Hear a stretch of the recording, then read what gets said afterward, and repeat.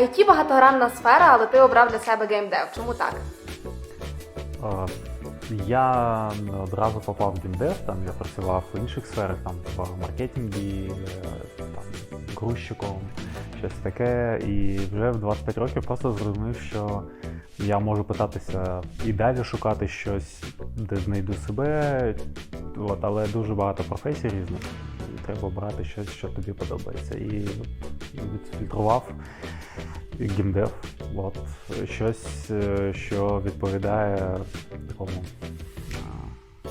путі серця, щось таке. Що потрібно, щоб стати професіоналом в цій справі? Навчитися хоч щось корисне робити настільки, щоб тобі почали платити гроші. Ну, професіонал той, хто отримує гроші за свою роботу, так? А можливо, навички, які потрібно здобути? З чим іти? Як потрапити в цей шлях? Дуже широка сфера, дуже багато різних спеціалістів. Тобто тут треба відповідати окремо. 3D-моделінг, там 3D Max. Зробити модель, зробити текстуру, все. Можна вже допомагати якійсь студії робити гру. Там і якісь такі штуки, як продюсірування, там project management. Можна перейти з інших сфер, але в геймдеві дуже багато специфіки. Дуже молода сфера там, в порівнянні з якимись там фінансовими там, чи тобто тут треба думати про якісь конкретні напрямок. Тобто програмування, зроби декілька ігор, знай, як працює рушій, і все, тебе вже візьмуть на якогось джуніора чи трейні, то буде твій початок потім. На чому ти пишеш ігри? Ми розробляємо на Unity. Який твій найуспішніший проект?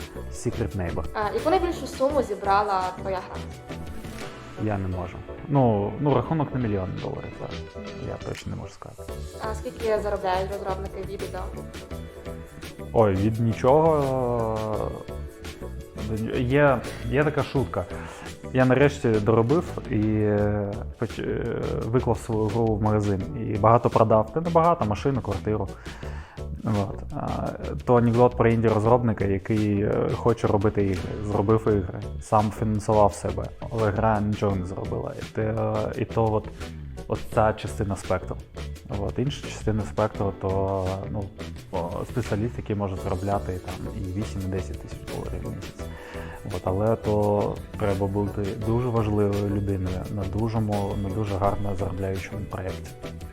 Існує стереотип, що люди, які працюють в IT, це така інтровертна професія, собі сидять, закрилися з комп'ютером і все, і працюють. Проте в твоїй сфері наскільки важливі соціальні навички, комунікація, знайомство з іншими? Що скажеш? Дуже широка сфера, дуже багато хто робить як. Тут є і соло-розробники, які говорять, що їм не дуже хочеться в команді працювати. Вони роблять все самі, і графіку, і код, і музику, і їм добре. Тобто їм соціальні навички треба лише на тому етапі, коли треба якось розказувати в інтернеті про свою гру. Але треба трішки.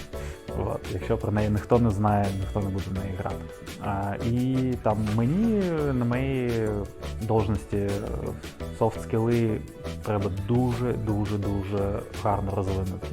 Тобто я відповідаю не лише за свою комунікацію з іншими людьми, я ще намагаюся виправити і не допустити якісь проблем у комунікації між іншими людьми. Тобто project manager така самість.